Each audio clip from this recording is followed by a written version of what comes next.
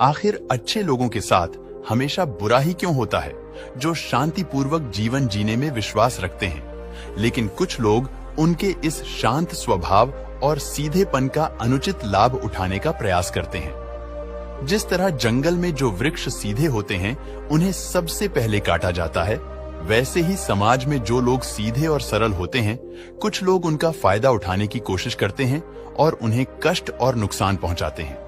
एक बार भगवान बुद्ध अपने शिष्यों को उपदेश दे रहे थे। इतने में वहां राजा अजातशत्रु पहुंचता है और उनसे कहता है कि बुद्ध, जब से मैं आपका अनुयायी व शिष्य बना हूं, तब से सभी लोग मेरे सीधेपन का बहुत फायदा उठाते हैं। आपका अनुयायी बनने से पहले लोग मुझसे डरते थे, क्योंकि तब मैं बहुत क्रूर था और किसी को भी मृत्यु दंड देने में क्षण भर का भी समय नहीं लगाता था।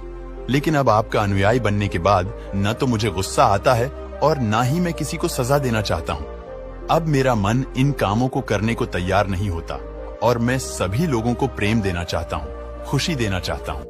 परंतु कुछ लोग इस बात का गलत फायदा उठा रहे हैं और इससे मेरी प्रजा को बहुत खतरा है। इससे मेरे शासन में बहुत दिक्कतें आ रही है। अब आप ही बताएं, मैं क्या करूं? तब बुद्ध अजातशत्रु से कहते हैं कि मैं तुम्हें एक कहानी सुनाता हूं। तुम इसे ध्यान से सुनना और समझने का प्रयास करना। एक बार किसी गांव के बाहर एक विशाल वृक्ष था।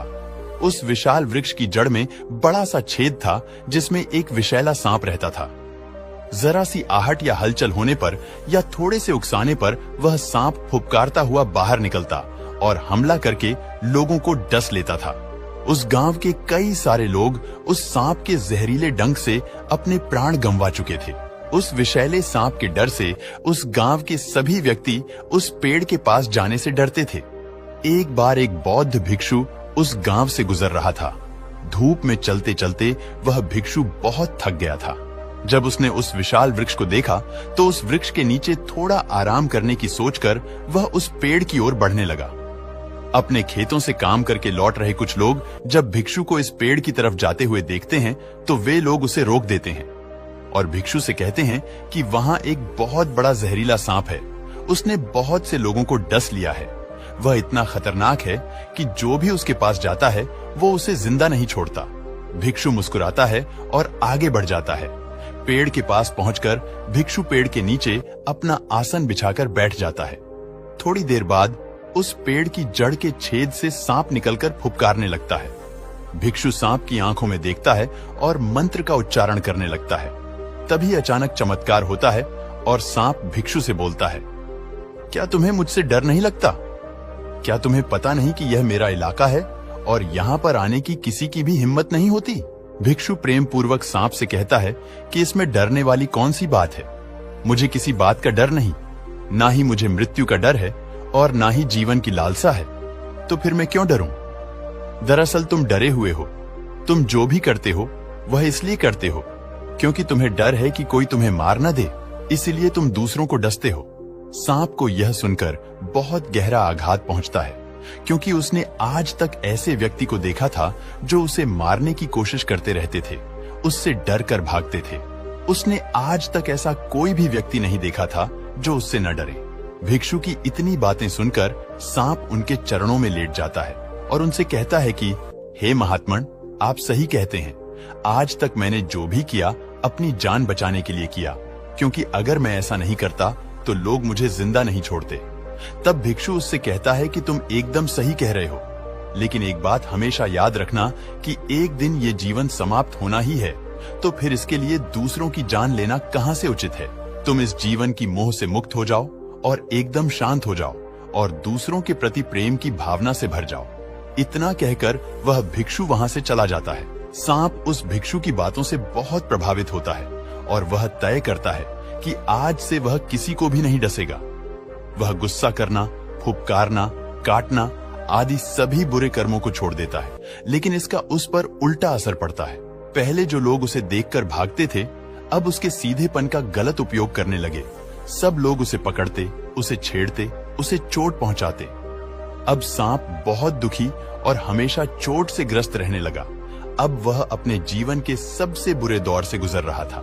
कुछ दिनों बाद वह भिक्षु फिर से उसी गांव में आता है और उसी पेड़ के नीचे अपना आसन बिछाकर बैठ जाता है और तभी उस सांप को देखता है। सांप की बुरी हालत को देखकर भिक्षु को बहुत आश्चर्य होता है। वह सांप से पूछता है कि तुम्हारी हालत इतनी खराब कैसे हो गई? किसने तुम्हें इतनी चोट पहुंचाई? भिक्षु को देखकर सांप कहता है कि हे महात्मा, जब से आपने मुझसे कहा है और जब से मैंने अपना डसना और फुफकारना छोड़ा है और शांति पूर्वक रहना शुरू किया है, तब से लोगों ने मुझसे बहुत गलत व्यवहार करना शुरू कर दिया है। अब कोई मुझसे नहीं डरता। लोग आते हैं, मुझे छेड़ते हैं, मुझे नुकसान पहुंचाते हैं और मेरी बुरी हालत करके चले जाते हैं और मुझे जीवन जीने में बहुत कठिनाई हो रही है। सर्प की बातों को सुनकर बौद्ध भिक्षु कहता है, हे मित्र, तुमने मेरी बातों का गलत मतलब निकाल लिया है। मैंने तुम्हें लोगों को डसने से मना किया, लेकिन अपनी आत्मरक्षा के लिए अपना फन दिखाने और फुफकारने से मना नहीं किया था। मैंने तुमसे यह नहीं कहा था कि तुम अपने स्वभाव को ही बदल लो। तुम सर्प हो और क्रूरता ही तुम्हारा स्वभाव है। अगर तुम क्रूरता नहीं दिखाओगे तो लोग तुम्हें खत्म कर देंगे। इसलिए तुम्हें भीतर से अपने आप को शांत और सही रखना है, किसी को नुकसान नहीं पहुंचाना है, लेकिन बाहर से अपने क्रूर स्वभाव को दिखाते हुए अपना भय बनाए रखना है। गौतम बुद्ध की कहानी को सुनकर अजातशत्रु सारी बात समझ जाता है और बुद्ध को धन्यवाद कर उन्हें प्रणाम करता है और अपने रथ पर सवार होकर अपने महल की ओर चल पड़ता है। दोस्तों, आजकल के जमाने में अच्छे लोगों के साथ ये अक्सर होता है। बहुत सारे लोग आपकी अच्छाई का, आपके शांत स्वभाव का, आपके सीधेपन का अनुचित फायदा उठाने की कोशिश करते हैं, जिसके कारण जो अच्छे और शांति प्रिय लोग होते हैं, जो सज्जन व्यक्ति होते हैं, उन्हें जीवन में अनेकों कठिनाइयों का सामना करना पड़ता है।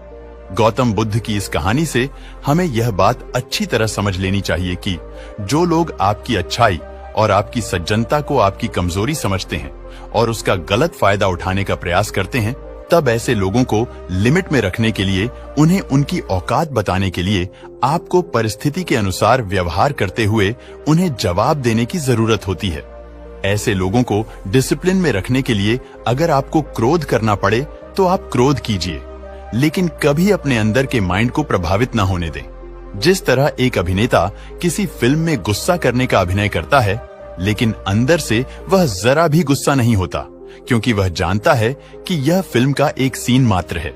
दोस्तों, यह जीवन जीने की एक ऐसी अद्भुत कला है जिसे सीखकर कोई भी इंसान शांति, उन्नति और सफलता को प्राप्त कर सकता है। नमो बुद्धाय।